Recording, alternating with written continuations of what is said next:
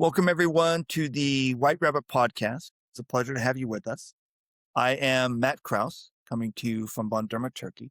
And my co-host, Alpo Rosanes, would usually be coming to you from Barcelona, Spain, but he is traveling today and could be with us. So it's just me and our guest today. And anyway, today we have a repeat guest on the podcast, Matthew Rawle. Matt is coming to us from Nova Scotia, Canada. And in his first time around, he was our first guest from Canada. But since then, we've had other guests from Canada. So we can pat ourselves on the back and say that our podcast is becoming more international. So anyway, like I mentioned last time, Matt is an owned media consultant. And Matt, even though we went over it last time, it's still going to be a fairly new term for a lot of our listeners. So could you help me out here and tell us what you mean by owned media? And don't worry about introducing yourself yet. Just help us out with the vocabulary. What is owned media? And maybe give us some examples of it. Sure. And for consistency's sake, I'm going to give the same kind of rundown that I gave in my last appearance. There are three types of media: paid, earned, and owned. Paid is self-explanatory. It's any marketing or promotion you pay for. So if you buy a spot to promote your organization on TV, or you pay for a magazine or a newspaper ad, if you use Google AdWords, that's all paid. It's a transaction. You're exchanging money for promotion. Earned is any marketing or promotion that is organically generated without your involvement. So if a news program is doing a story and reaches out to you to interview you because they know you're a subject matter expert, that's earned. If someone were to reach out to you because you did this walk across Turkey and they were interested in the logistics of walking across Turkey, they're promoting you as a subject matter expert because you have the experience. You've done it. Mm-hmm. That's earned media. Okay. Owned media is any marketing or promotion that you have a direct hand in creating. Your website is owned media, a newsletter is owned media, this podcast is owned media. The word content just diminishes it, so it's material that allows a potential customer to naturally discover you, learn more about you, and help them trust you. Okay. And so one of the phrases one of the vehicles that would fit into this category of owned media would be an email newsletter, right? Yes. And that's going to be our main topic for today. But first, Matt, before we get into that, help me wrap up this intro. What have I missed here that our audience should know about you? I don't think there's anything. It was a fantastic intro. Thank you so much, Matt. Okay. And one more thing before we get started, Matt. Tell our listeners, if they want to get in touch with you, where can they find you? They can find me at MatthewRawle.com, MatthewRawle.com. They can sign up for my email newsletter. They can read the archives of my work, and they can get in touch with me there. Excellent. Thank you, Matt. And so let's get started with today's main topic, email newsletters. And let's start off with a constraint, a common pushback that we get from our clients. And that is this. Our clients say to us, newsletter, that's a good idea, but I don't have some really big list of 60,000 people who can subscribe to me. I'm going to be lucky to piece together 20, not 20,000, 20. So tell us, Matt, is a newsletter that just goes to 20 people, is that going to be worth it? It absolutely will, given the right context. So, for example, if your newsletter is 20 people and everyone on your newsletter list is friends and family, people that are never going to buy from you, maybe you might want to look for some additional people, some people that might actually be prospects.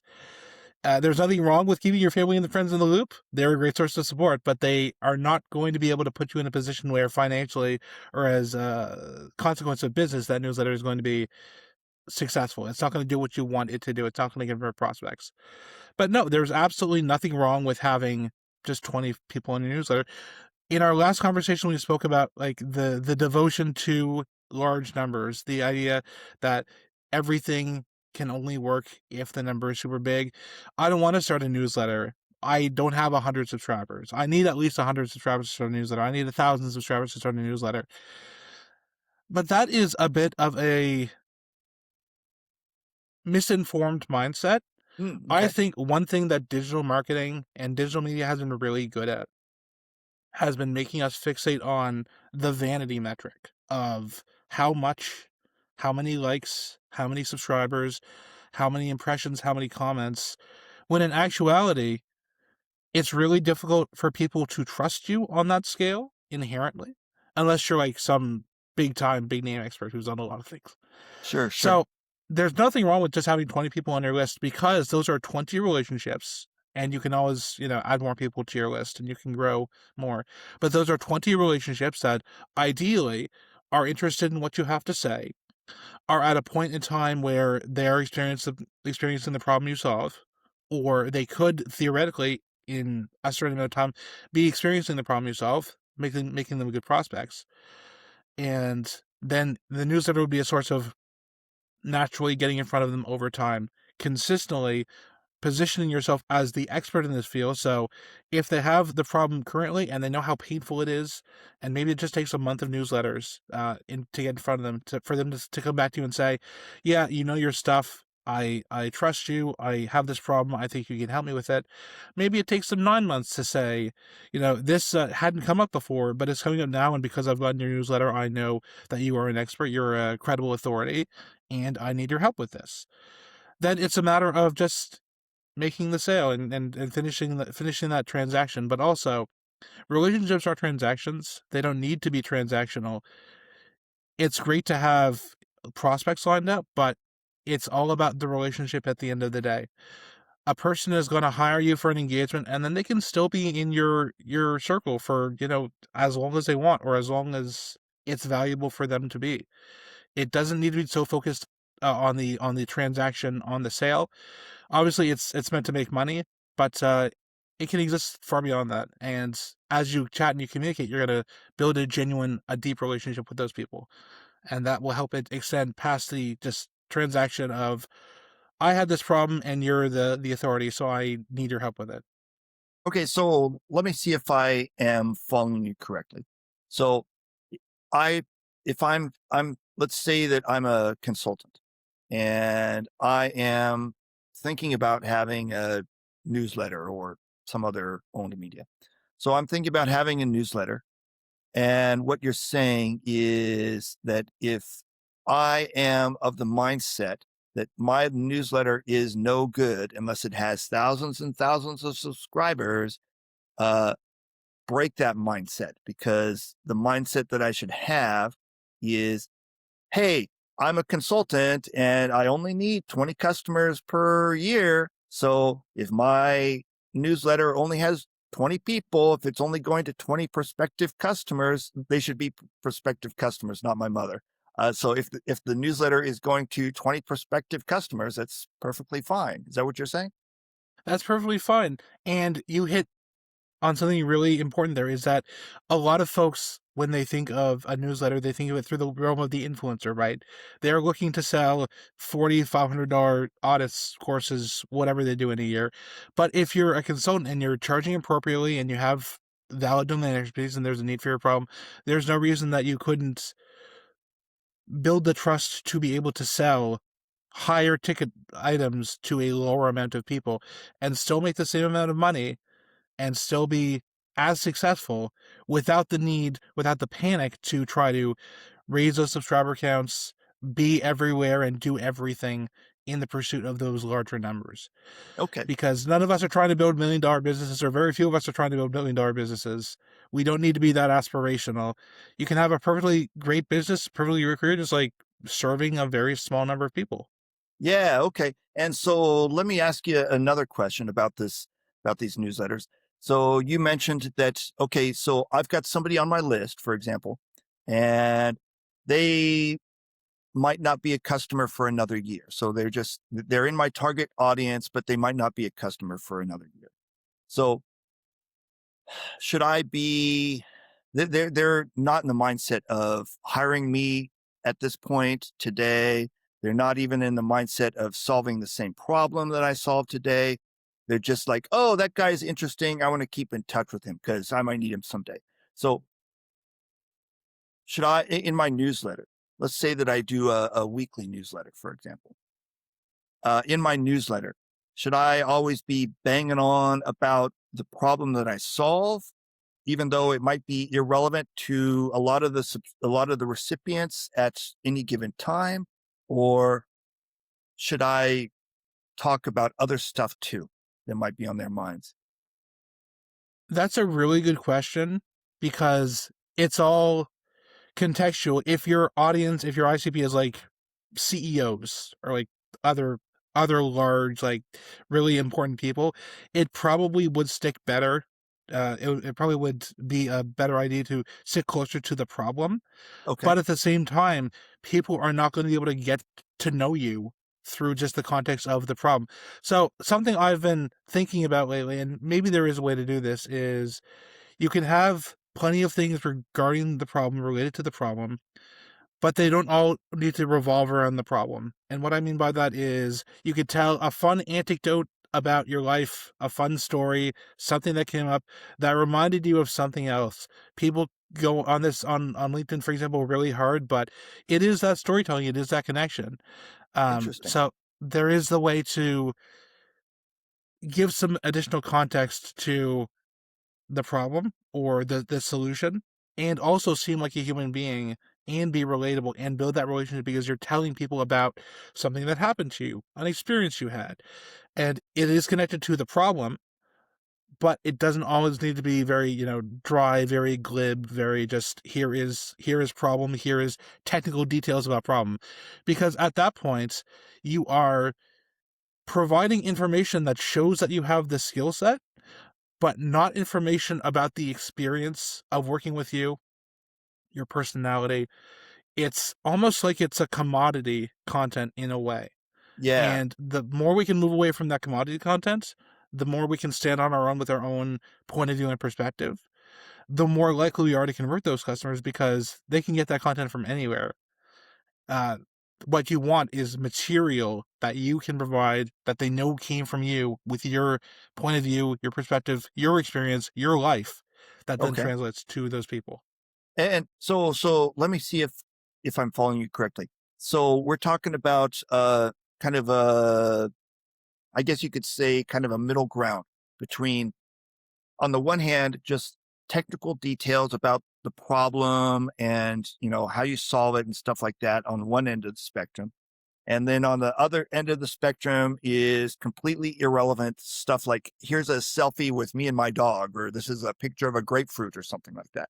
And so what you're talking about is that there is a middle ground. There's not just two ends there's not just, these two things. These are not the only two options. This is a spectrum and there's a middle ground. And if you can connect your picture of a grapefruit or your selfie with your dog, if you can connect those things to the problem that you're solving, then go ahead. This is going to give people a feeling for who you are. Is that what you're saying?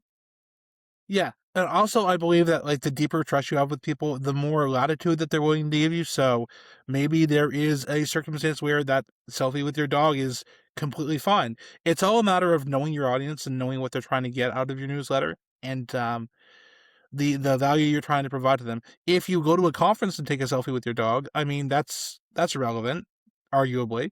But you could say, hey, I was at this conference, I had a bunch of great conversations with people, and I can't show you all the great people I spoke with, but if you are signed up from this conference, welcome. And here's a photo of me and my dog enjoying the conference. Maybe I saw you there. So I think that there is like a way to have some latitude. People are more willing to give latitude to folks that they know and trust, but everyone comes into the list at a different time. That's not always going to be the case. So maybe it's like a 9 out of 10 is the knowledge, insightful stuff, and then the other 1 out of 10 is the fun stuff. Okay. And this next question, so it's on a completely different subject. Because Alper and I, we both have a lot of corporate employee clients, and so these are corporate employees of really big companies. Like, let's say, for example, Citigroup or Microsoft or Unilever or Procter and Gamble or I don't know, some big corporation like that. And so their question to us is often, I am an employee of a big corporation.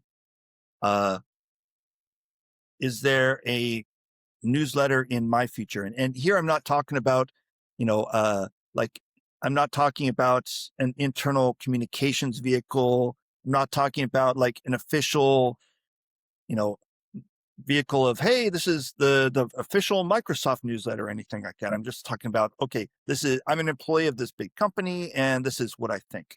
This is what I think about the world in general. This is what I think about my field, whatever. So the question that Alper and I get is there a newsletter in my future? Can I benefit from sending out a newsletter? What are your thoughts on that? I think it's a very nuanced question. Uh-huh. And I think it's important first to recognize that even though they're currently employees of Microsoft or Unilever or Citibank, are they going to be there forever? And that's not a determination that anyone can make lightly. So I'm not meaning to make light of it. Uh-huh. But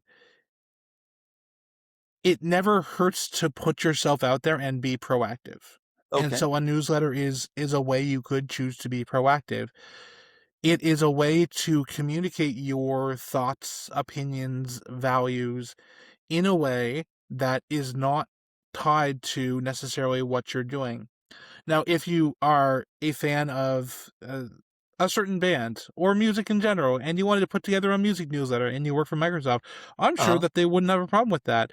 But if you're trying to do things or write about things that are like really heavily scrutinized and there was like several NDAs you signed on Microsoft, you probably can't do that. I would not suggest or recommend doing that. So again, it comes down to the goal you're trying to accomplish, what the target audience would be, and what you see your future being like to a certain extent. If you want to make it more of a knowledge sharing, more of a, I don't need these prospects right now, but I would like to start to warm up some relationships because in 6 months, a year, 2 years, I think I will be making a move. Okay. So let me see if I am hearing you correctly. You're saying basically, don't make anybody angry. I mean, you don't want to piss off your boss or anything, or run afoul of some company policy or something. But there are some personal brand building opportunities in there that you might want to take advantage of. Is that what you're saying? Yes. And kind of tangentially, if you look at the job market these days, and I'm sure you've seen a lot of posts on a certain social media network where people are just posting, they're getting very upset about, I sent in 1,200 applications over the course of the last year and I just haven't gotten anything yet. And that's truly unfortunate. My heart breaks for those people. But the more you can avoid playing like the volume game, the more you can put yourself in a position to be a more attractive prospect yourself, a more attractive hire, a more attractive member of the team. The more you're willing to stand out and put yourself forward, the more benefits are going to be.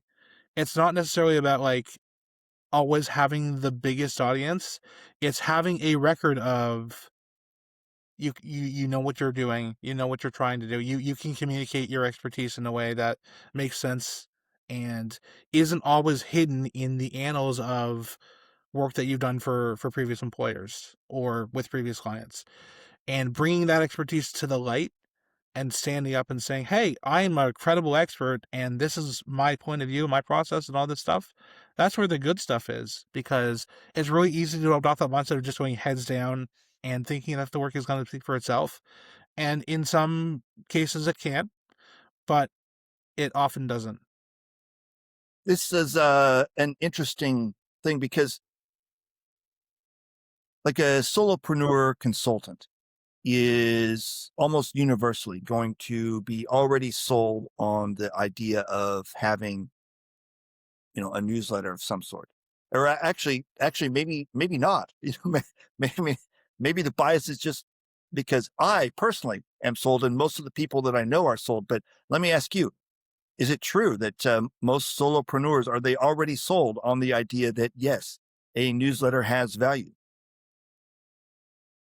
I think that's a really good question because I know several who have been very successful over the years, and these are long-term businesses. I'm talking 7, 8, 9 years, who, because they rely so heavily on their referral network, aren't really thinking about doing any sort of marketing beyond that.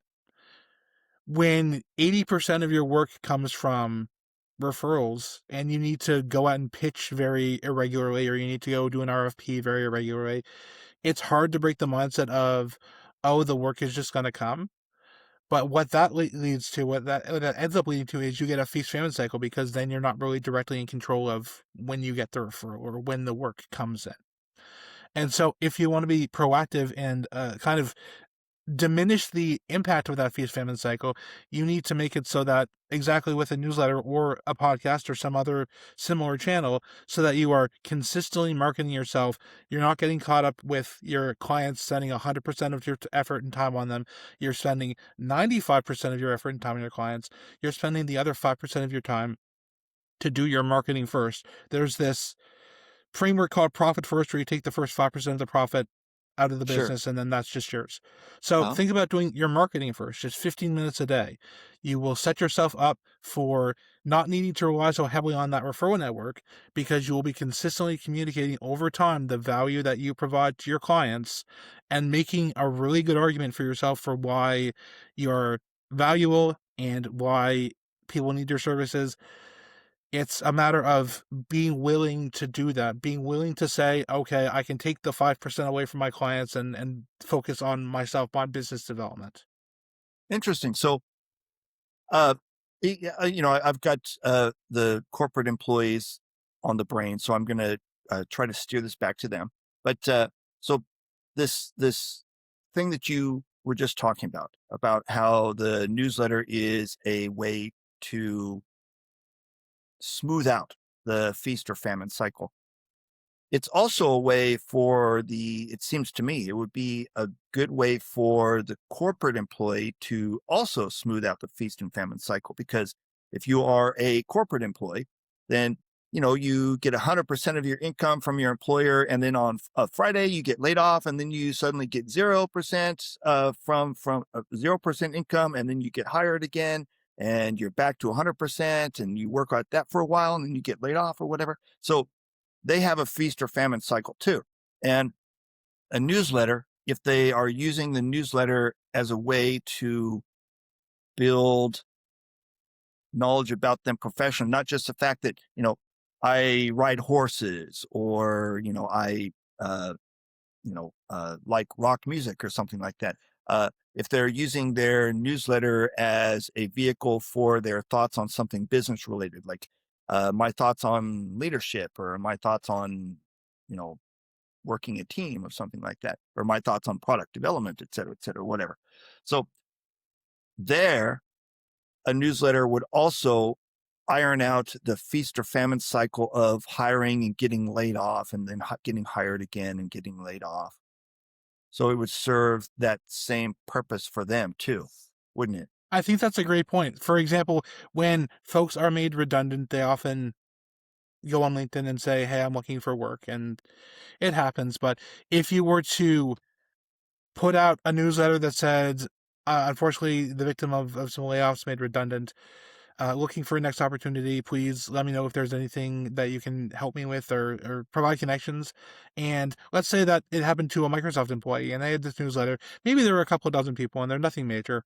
But then someone from Google was on their list, and they had a deep relationship with that person from Google. And then that person reached out to them and said, hey, I don't know if there's anything right now, but I'd love to have a catch-up coffee chat, or maybe there is a role here that we could find for you. Then that already would have paid dividends, because they went from a terrible situation in the layoff immediately, did one thing, created one thing, and then used the established relationship, or the deep relationship, to put themselves in a more advantageous position. But that relationship may not have existed without this newsletter, without this own media channel. But before we wrap up here, because we're going to have to wrap up in a second, but before we do, it sounds like, so whether you are a solopreneur or whether you are a corporate employee, So a newsletter is a way to smooth out the feast or famine cycle. And it reminds me of that saying. What's that saying? Build your well before you're thirsty or something like that. Do you know that saying? I don't know that saying, but that sounds about right. Yeah. So the saying is I think it's something like that. Build your well before you're thirsty. And it's like used in the, networking meetings world. And the point is, build your network all the time, not just when you need it. And so a good way to think about an email newsletter is not, you don't need 60,000 people in order to make it worth your while. All you need is 20 people. And so that's one thing. And another thing is that even when you don't need it today, let's say you're the solopreneur with, 1 million customers today, or you're the corporate employee with a good job today, keep the newsletter going, because when you really need it, that is not the time to start it. Does that sound about right? That sounds about right. It's a matter of proactively putting yourself forward, choosing to be chosen, and making sure that you are set up for that. Worst case scenarios, best case scenarios. There is immense value and power in doing a newsletter, and there's some chatter like everyone has a newsletter. I don't want to start a new one. Well, that's okay. You can still start a newsletter because your ideal prospects, your network are yours. They're not anyone else's. They're not the same thing. People will want to hear from you genuinely because you are you and not anyone else. True. All right. So we need to wrap up today. So before we wrap up, Matt, is there anything else that you want to go over? One thing that I did want to bring up just very briefly is that there's this idea of people tend to use LinkedIn, like in the context of what we are just talking about. People tend to use LinkedIn. Like, think about how the average person uses LinkedIn. There aren't many people, or there's not a huge subset of people that are on LinkedIn every day. The average person, someone who's working at Citibank or Unilever or Microsoft, they will use LinkedIn. They'll go on there. They'll update their job information if they get hired, if they get laid off. They will use their network to maybe make some connections over top. But it's not like they are on there every day, and it's not like they are always going to reach the person or the people that they're trying to reach through that network. And I use LinkedIn just because it's the closest example. The same could be true of Blue Sky or Facebook or whatever social platform you want to use.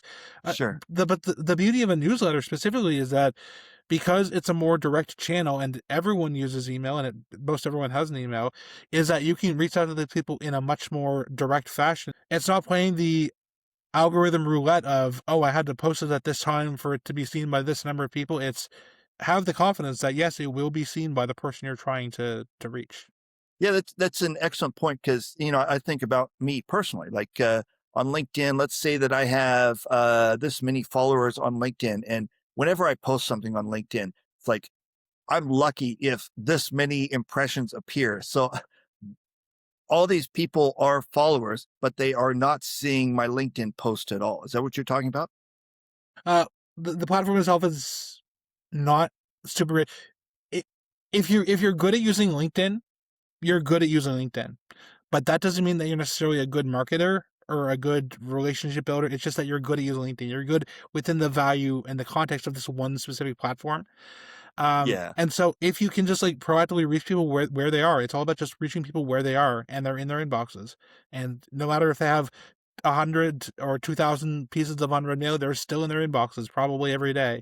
And if you send a message to their email inboxes, they are going to get it. There's a chance, I guess, in theory, maybe it could be banned for spam, but they are generally like 99% of the time going to get it. Reach people where they are. Don't allow an algorithm to choose where or how you're seen. Good point. Okay, so let's wrap it up for today. And Matt, thank you very much for joining us again today. It was a pleasure to have you. And okay, so we'll wrap it up for today, and Alper and I will be back in a couple weeks then. Take care, and thanks for tuning in. Bye-bye. Take care. Bye.